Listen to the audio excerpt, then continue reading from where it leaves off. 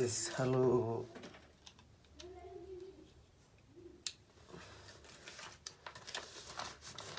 Uh, Today I want to take you through some political history and why personally I think that coming 2022 still Honorable Raphael Bitawanjala will make it back to the parliament. Um, I've been telling people severally that looking at the history about the Budalangi constituency, you will find that each year, each electioneering year, ending with letter 7 is a change, is a year of change, and this has gone. Honorable Angela brought change in the year 1997. He went for 2 times, and in 2007, Honorable Babu Namwamba came. So it's 7. 2017, 7, Wanjala again came. So my analysis has always been right about the digit 7. So the next election is 2022. We haven't reached 2027. So probably, most likely, or most automatically, 2027 will have another MP. It might be a recycle or a new one who has made his calculations well, but it will be a year of change. So for 2022, we are, as per my opinion, we are still going to have Honorable Raphael Wanjala in the parliament. Why do I say this? I say this by coming up with a short historical analysis about the elections in the constituency. Looking at, I always tell people, and this is a factual analysis that Honorable Raphael Wanjala, when he came in, when he joined the politics, he won at the mercy of votes that he inherited from a certain camp. And it's obvious that he inherited the late Peter Okondo Havenga's votes. He enjoyed that supporting base, and those are the votes that made Honorable Wanjala making it to the parliament in the year 1997. Now, when we had the first change when we had change, when Ababu came in 2007, Ababu had to inherit votes, because now Wanjala had inherited the Okondo's vote support base. So Wanjala, Honorable Babu Namwamba also went and seek permission from our veteran former MP James Nahuango Sogorada to help him solidify, harmonize his vote, because now Mzee was not vying anymore. So so Ababu went, and Mzee agreed, and Mzee gave Ababu that privilege to own his vote. So Ababu came with those votes, and that was a starting point for him. At least he had a starting point.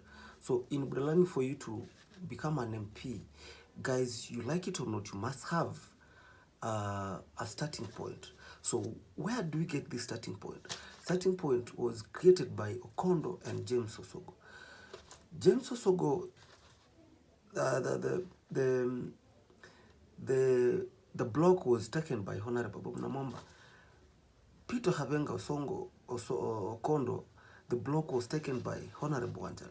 So as a new as a new incoming MP, where do you actually get the votes that at least will help you further on? That is the very hardest question that we need to ask ourselves, and we need to tell our fellow aspirants who are eyeing for that constituency. So the answer is, you have to destabilize either camp. If you want to become an MP in Budalangi, you have to destabilize at least one camp from these two.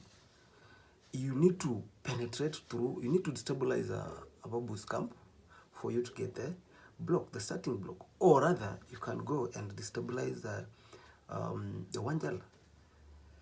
And it's not an easy task, because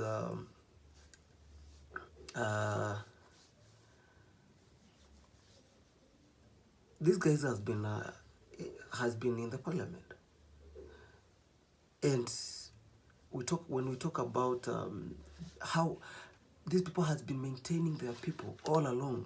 Maintaining their people means these are the votes they invested in them. They have been so close. Be it you are in the parliament or you're out of the parliament, you have to maintain your support base. You have to be, make these people closer to you. And doing that, it calls for financial muscles. So, not unless otherwise, it's a very hard task. That's why you see Wanjala was outside the parliament for 10 years, and no one ever managed to destabilize his supporters. Each and every year, he has been at least maintaining the same votes. Has been maintaining at least his people has been there. At least has been adding or minusing, but a very small fraction of number, and which has been in which has not been in his favor. So until he came back, so when he came back, he had a starting point, and that's why you see the number 2 was obviously above. And in 1992,